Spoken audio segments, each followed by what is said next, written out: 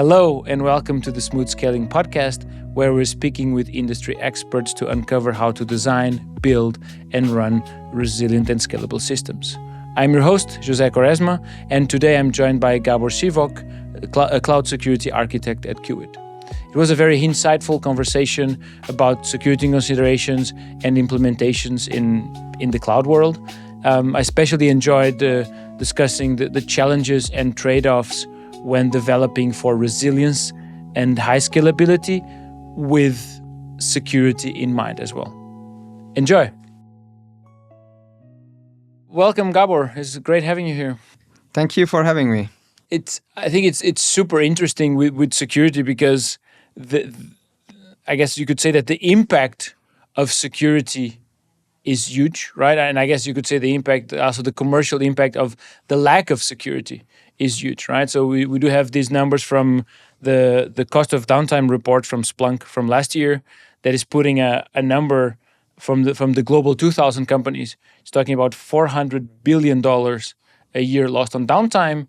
And that downtime, the report thing, I think it's about 56% of that is related with cybersecurity, right? So at the same time, it's also security, if done well, is invisible, right? So if you and the team is doing it right, we almost don't talk about it because things are going well. So it's great to have you here to share a bit more about what is it that you do every day, how does it look like, so that we can also highlight the work that is done, I guess, often in the shadows. So you're a cloud security architect here at Qt. Can you tell us a little bit about kind of what are your responsibilities? What does your day-to-day look like? I'm part of the architecture, security, and quality team. Yeah. And basically, I'm responsible for every security-related task within the R&D organization. So you name it, from monitoring, investigation to architecture review, everything. So it's like a broad aspect, being a security architect at Qt. So, and is there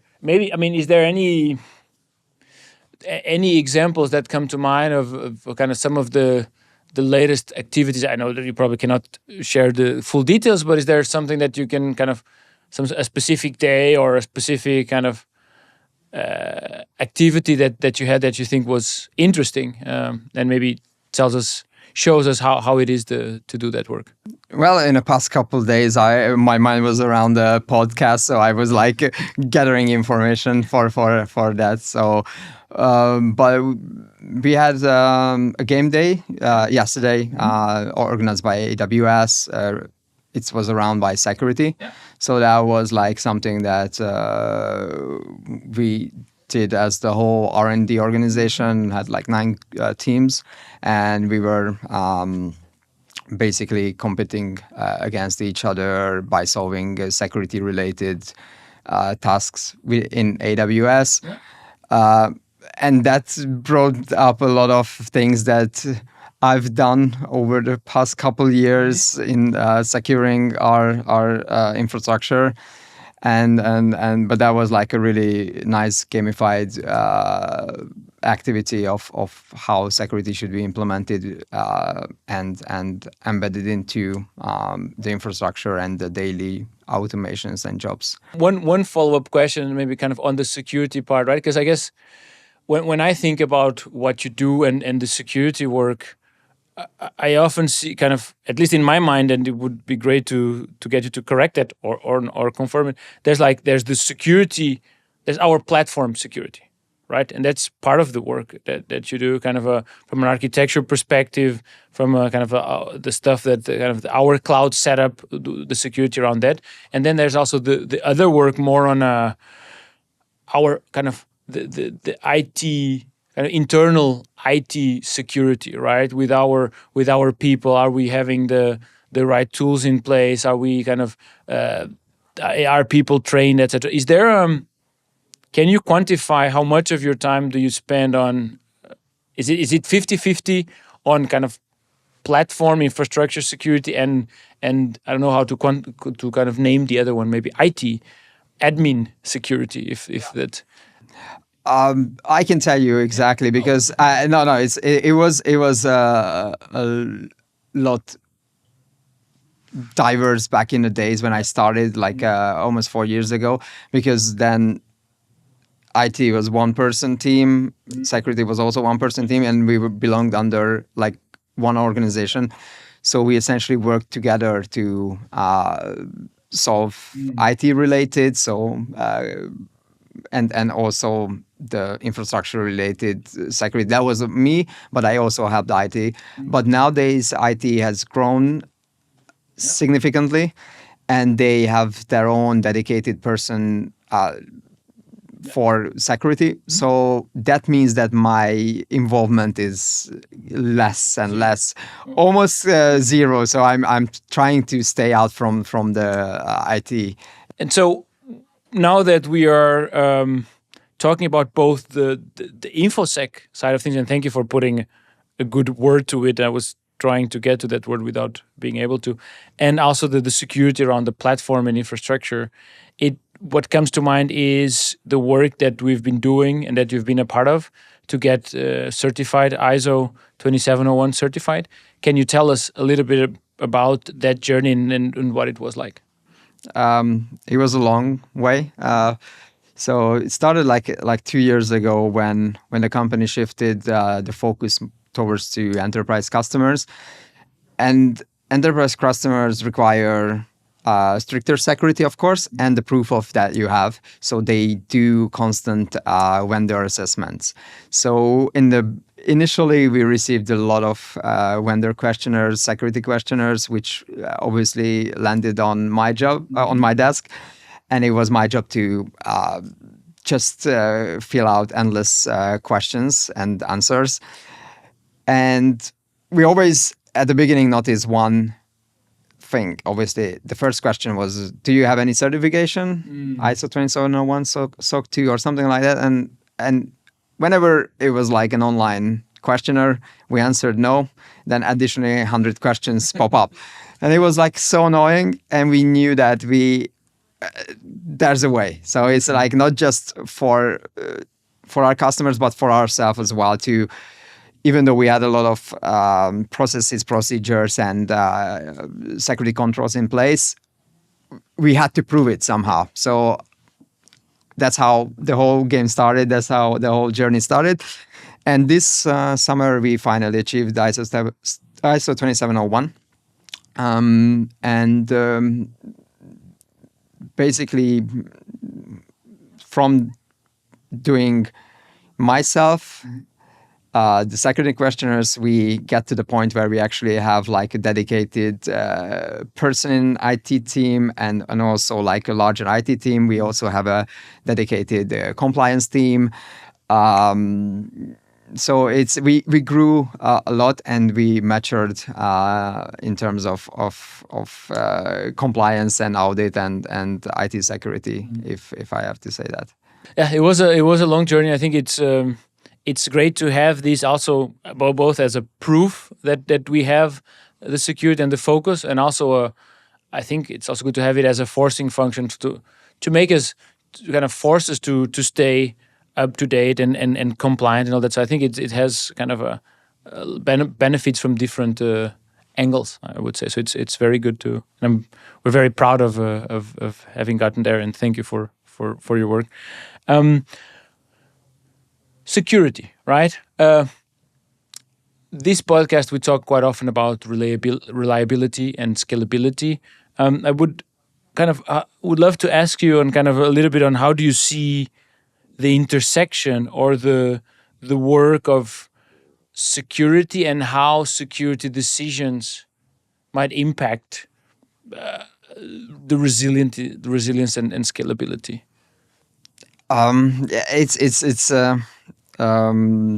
It's a good question, because if we consider the discussions with the platform engineering teams who are responsible for our infrastructure scalability and the security discussions, sometimes it comes up that we need to implement this security feature, or we have to do it that way, and that would compromise a bit of a scalability or speed.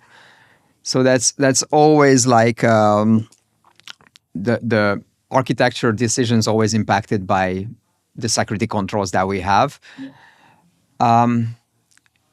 Thank God, most of the times we can come to a agreement. So it's like not hard, because obviously the platform engineering teams also have a really good security mindset, which helps us to avoid conflicts. But there are certain things that we cannot sacrifice in terms of reliability, scalability, or speed versus security. So definitely cryptographic implementations. We cannot go under a certain standard, because that would not that we just have the compliance requirement, but also it's a requirement from our customers and towards to ourselves. We have a constant, like if I want to give you an example, we have this TLS. Yeah. It constantly comes up. And I'm a bit flexible on that one, because obviously it's a really important topic. Yeah. But due to the large visitors numbers we have to also take into consideration that we support older clients. Yeah. We cannot just say that from now on we only support that cipher suite and that version of TLS, because then we would cut out a large number of customers of ours. And it's always like we are a bit more flexible what our offerings are in terms of the cipher suites or the versions, protocols. And that sometimes comes up some arguments between our customers and some requirements that we should have a tighter controls around it. But it comes in the end that we want to give the best possible service to everyone. And it's basically risks, probability versus running the service. And I don't know, we're talking TLS, and I don't know if everyone knows what TLS is. Our listeners, can you? So when we are communicating with a website from our computer and back the website communicates with us, it happens on a protocol called HTTP, Hyper Transfer Text Protocol. But that one is not secure, because that's a plain text protocol, and in order to safeguard our communications, we put it over TLS, over a secure protocol, so that becomes HTTPS. And TLS is the transport layer security protocol, which basically cryptographically encodes the communications between the client and the server. And there are certain cipher suites and versions that constantly evolving due to the weaknesses and everything that comes out over time. But in order to exploit those, the attackers really need to have access to a lot of resources and alignments. And it's, I'm not saying theoretical, but a lot of attack vectors are still like, you can't really see an exploit to exploit some of the versions or cipher suites from your home. Yeah. It would really require a lot of efforts. So that's why it's the probability and the impact is like a bit in the intersection that we still can fit into our risk appetite. So that's why. I also wanted to touch on security and multi-cloud, right? Multi-cloud is something that we are kind of have started to look into and are going in that direction, right? from a security perspective, from your work, what changed, right? So when you start going from this is the cloud that we work with to we have this X number of clouds that we work with, is there a fundamental change in the way of looking at security, or is it just adding a bit more work on your table, but not a fundamental change? It's really depending on where is the other cloud located. So in our case, we are partnering up with another provider, which is not a fully managed service provider. Therefore, coming from AWS, where we have all the basically managed services and integrated security controls, IAM, role-based access, and everything is already built in, baked into the system. And for like dealing with database security, we just have to, take our part. The rest of the part is owned by AWS. Yeah.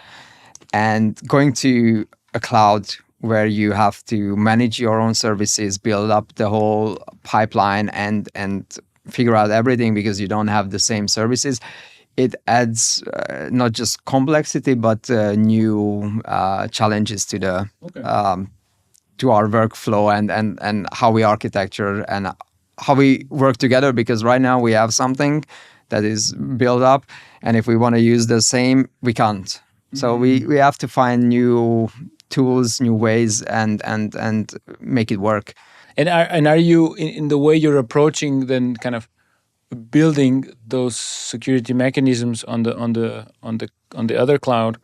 Are you trying to making it work the same way that it is working in AWS, or are you kind of building it kind of not thinking about how it is being done in the managed service, but more thinking from kind of, I guess, first principles to start with and getting to where we need it to be? It's hard not to think of how we already solved it and how we use it, because that's a really convenient way for us. So that's what we would like to have a mimic in the long run. But definitely we have to come up with other solutions, and because of that, we might need to change certain procedures, and we might be lack of certain things that we don't have, and we might don't have the capacity, or it doesn't make sense to build it up from scratch. But obviously managing services is also like, the configuration, the update process and everything is like, hand it to AWS now. We don't deal with the infrastructure or the application level. And it was so convenient. But now it's also something that we have to keep in mind. Kind of still within the cloud theme, right? A lot is happening with cloud and kind of from a security perspective these days. How do you see it in the future, right? So if we look in I don't know, in 1 year or a year and a half, what does good look like from your perspective? I don't know. I don't really see the future, but I can see some trends and changes over the past couple. And it's really hard because like 1 year ago, if you would have asked me what can we do with AI or what's going to be like today, we haven't dreamt about it. Like it's like a really something that speed up the whole things, and I think that's the same going. Not the same, but really. So AI is really going to be integrated part of the clouds and everything. It's already so. It's don't get me wrong. It's already there, and but it's just the capabilities and how much we are going to adopt to it and how much we're going to use it, because right now we are still good without it and everything. But the more it's going to be embedded I think it's going to be with at least with security and cloud, it's going to be more that we rely on the AI to do certain tasks. So it doesn't make sense for me to write a CloudFormation template anymore with resources just to spin up something by hand or copy from somewhere. I just have the right prompt, and then it's ready for me. So I feel like that's going to be there. So that aspect, do you think that makes your security work easier or harder? Or is it both? You know what I mean? Are you more, from a security perspective, are you more optimistic about having kind of the AI helping out internally, or are you more on the pessimistic side of, okay, but then we are putting our faith in a non-deterministic system that is kind of helping us build our infrastructure? I think we have to find the right balance, and we have to take it like AI is like really a good tool, and it's really helping us. But at the same time, it's for the threat actors that already using it, but they're gonna implement more and more the AI and come up with sophisticated attacks. Or it's just like endless. Of course, it's a cat mouse thing, that who comes up with a better solution. And obviously the threat actors will come up with a better attack, and then we gonna forward we're gonna follow that one, and then go and try to build up the defense mechanism to the new attack vectors and threats. And that game never finishes. Thankfully not. Yeah, for good and for worse, I guess. Yeah, and I think very good. Are you ready for some rapid fire questions? Yes, you are. Okay, very good. So we'll start with is there any kind of book, podcast, the thought leader that you would recommend to our audience? To be honest, I wouldn't specifically recommend anything. I would recommend you to go Reddit. You have all the subreddits. You have Discord channels. I'm part of many Discord channels but I cannot keep up with the amount of information that's coming from them. And also listen to a few podcasts, but mainly because I follow a lot of bug bounty related and new attack vector related podcasts or blogs or Reddit. So that's my main interest. So I wouldn't highlight anyone or anything specifically, but these are the channels where I normally look around and go try to find new things. Do you have any professional advice that you would give to your younger self, or to someone starting now in this career? That is hard. Because not hard. I always start as early as possible to have experience. So go out, find a job while you are at university or even sooner.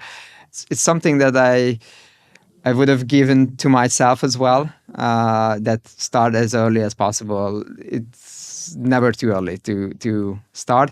Last question. To you, scalability is? I don't have a definite answer to that, but before I joined Qt, during the interview process, I was really skeptical, and I was just asking, why people buy this solution, and why don't you just put more services, and CPU and everything? Now I know why, and basically that's for me, that the whole company represents why it's not just one more server or extra CPU or RAM or is the whole idea that you build up something with a mindset of being able to scale and resilient to failure. And I think we'll wrap it up with that. Thank you so much for joining me. Thank you for having me. And that's it for this episode of the Smooth Scaling Podcast. Thank you so much for listening. If you enjoyed, consider subscribing and perhaps share it with a friend or colleague. If you want to share any thoughts or comments with us, send them to smoothscaling@qit.com. This podcast is researched by Joseph Thwaites, produced by Perseo Mandilo, and brought to you by Qit, your virtual waiting room partner. I'm your host, José Quaresma. Until next time, keep it smooth, keep it scalable.